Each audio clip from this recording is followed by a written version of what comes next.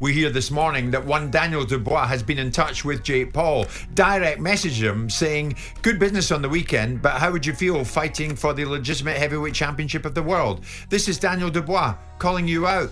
Let's get it on. Could Jake Paul step into the ring with Daniel Dubois, a legitimate heavyweight champion, and expect anything other than total annihilation? Experts, fighters, and fans alike agree if this fight happens, Paul would face his toughest and possibly final challenge. Let's delve into why Dubois is poised to crush Paul no matter what. The mere suggestion of Jake Paul challenging Daniel Dubois has been met with laughter from the boxing community. Tony Bellew, a vocal critic of Paul's boxing career, dismissed the idea outright, claiming there's no place for a YouTuber-turned-boxer in the heavyweight ring. Bellew highlighted Dubois' devastating jab, which has dismantled champions like Joshua, and asserted that this single weapon alone would leave Paul with no hope of survival. Now look, Tony, if these reports are right, that Daniel Dubois has offered Jake Paul a shot at the IBF heavyweight world title, well, could you see that fight happening? Could you see Jake Paul getting in the ring with Dubois?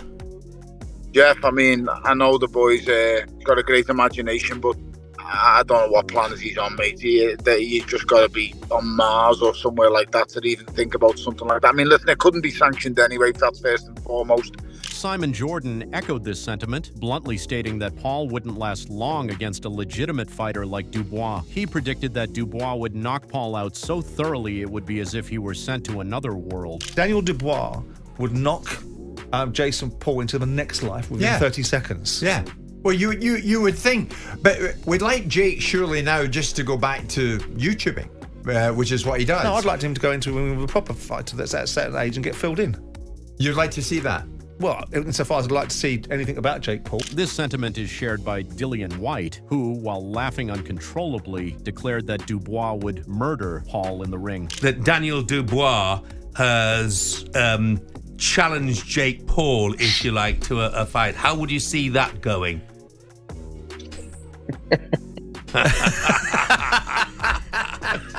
You know what?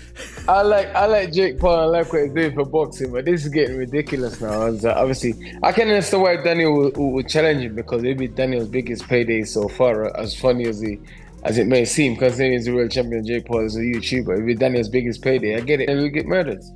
Yeah.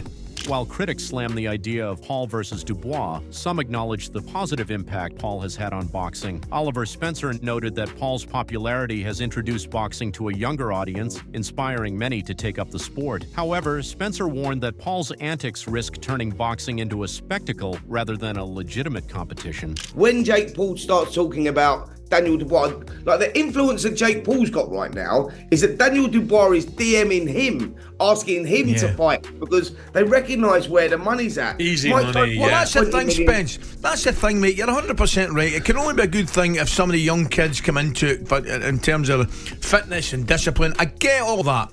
The flip side of the coin, mate, it's becoming a bit of a joke. I mean, you're getting top quality fighters. I mean, I even read somewhere that White, although a critic, credited Paul for bringing more eyes to the sport. However, even he emphasized that this doesn't make Paul a true competitor, especially against someone as skilled as Dubois.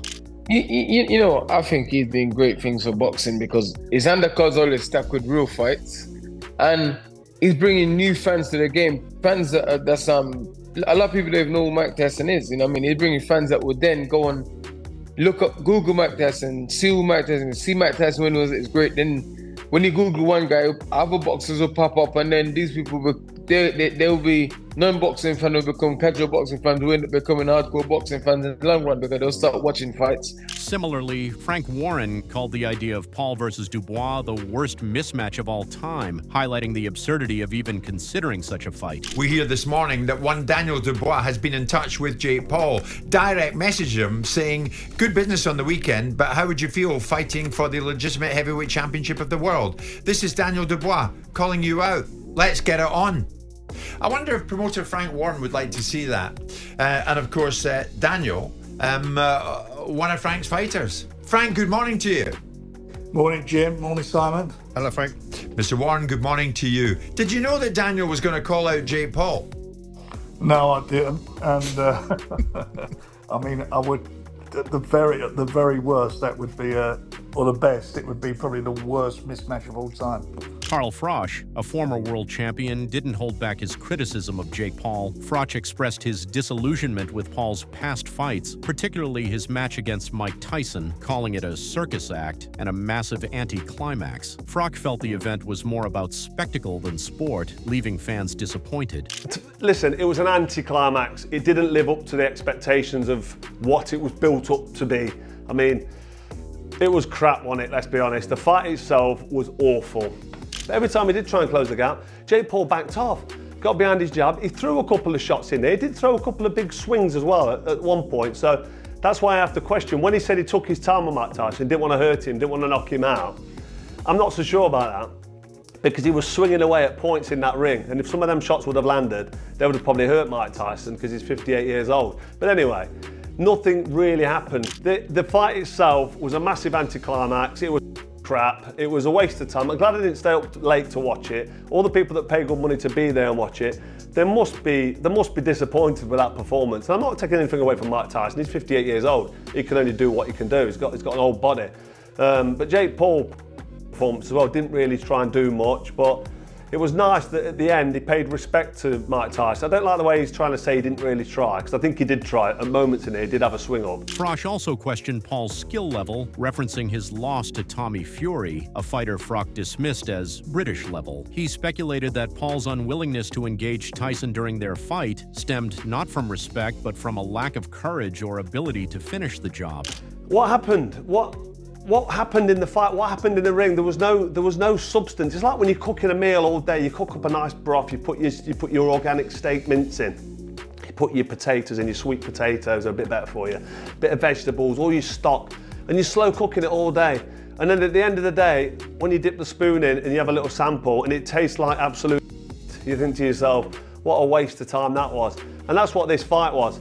Jake Paul didn't really get anything going. He was almost fighting scared. He came into the ring walk into that big stadium, and what was it, a Chevrolet or a Cadillac? It was a big gas-guzzling American car. It looked good, he looked cool, he looked a bit nervous, but he looked cool in his car. His brother was there, Logan Paul, all the glitz and glam, the music, the pyrotechnics, the whole build-up to this show was fantastic. It was enjoyable. But unfortunately, when both guys, the reason I'm not talking about the fight, because there's nothing to really talk about. The fight was absolutely hopeless. It was terrible.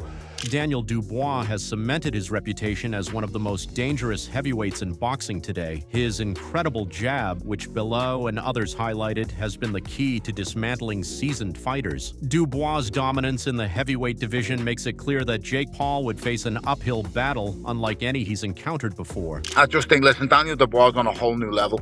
Daniel Dubois is one of the best heavyweights in the world. He would knock Jake Paul out with a jab. And believe you me, boys, I'm not messing. It would just be an embarrassment. I can't lay any of the blame for Friday night at the feet of Mike Tyson. Boys, we all know, and let's not beat around the bush yet. Yeah, money. We're all getting in the ring for 20 million. Yeah, of course. Jeff, you know it, mate. So we can lay no blame at the feet of the legend and great that is Mike Tyson. Dubois' camp has remained focused on maintaining his elite status, with experts like Frank Warren and Dillian White emphasizing the sheer mismatch in size, skill, and experience between Dubois and Paul. As Warren put it, this would be a walk in the park for Dubois, a fight he could end with a single punch. Jake Paul's transition from social media star to professional boxer has been filled with criticism and skepticism. While Paul insists he's ready to face elite competition, insiders like the Tony Bellew and the Carl Froch have dismissed these claims as delusional. Froch even suggested that he'd beat Paul with one arm tied behind his back, emphasizing the gap in skill and experience. He's mentioned me before, and there'll be people out there saying, oh, Carl Froch's talking about himself, he's after a payday. Listen, I'm not after a payday. I'm doing all right. There's no problems with my finances. But I'll take the fucking payday, of course I will. And I'll end Jake Paul with one punch. I'd go in there one-armed and beat this guy. He can't box. He's absolutely useless. which we saw last night with Mike Tyson. Despite the overwhelming criticism, Jake Paul remains defiant. On his podcast, Paul acknowledged that he might be biting off more than he can chew with his ambitions. However, he insisted that he's ready to take on the best in boxing, even mentioning Canelo Alvarez as a potential opponent. Critics, including a Carl Froch, have dismissed these claims, stating that fighters like Canelo or Dubois would completely outclass Paul in the ring. Talking about Canelo Alvarez, I've not mentioned Canelo Alvarez because it's just laughable. Jake Paul, Canelo Alvarez, can you imagine? I mean, Jake Paul fancies that and he jumps in the ring with him. I will pay homage to him because fair play, if he jumps in there with Canelo Alvarez, he'll get absolutely destroyed and it will be fast and it will be messy and it will be bad for his health as well, potentially. Paul's insistence on challenging elite fighters has only fueled the skepticism around his career. While he may have brought attention to boxing, many believe he's far from ready to compete at the level he claims. I mean, genuinely, like, everyone's biggest critique is like, fight a pro, fight this person, fight someone your age, So when I say Canelo is the person, then everyone hates on that. But I'm like, all right, sheep, what do you want? Do you want me to fight someone? Like, people just want to see me lose. So wouldn't the best opportunity to see me lose be going up against Canelo? Absolutely. People will never be satisfied with my career until I get flatlined. Do you think Jake Paul has a chance against Daniel Dubois, or is this fight destined to end in disaster for the problem child? Share your thoughts in the comments below, and don't forget to subscribe to Punch Hub for exclusive updates, analysis, and all the latest in boxing. Let's see if Paul has what it takes to back up his bold claims, or if Dubois will deliver the knockout we're all expecting.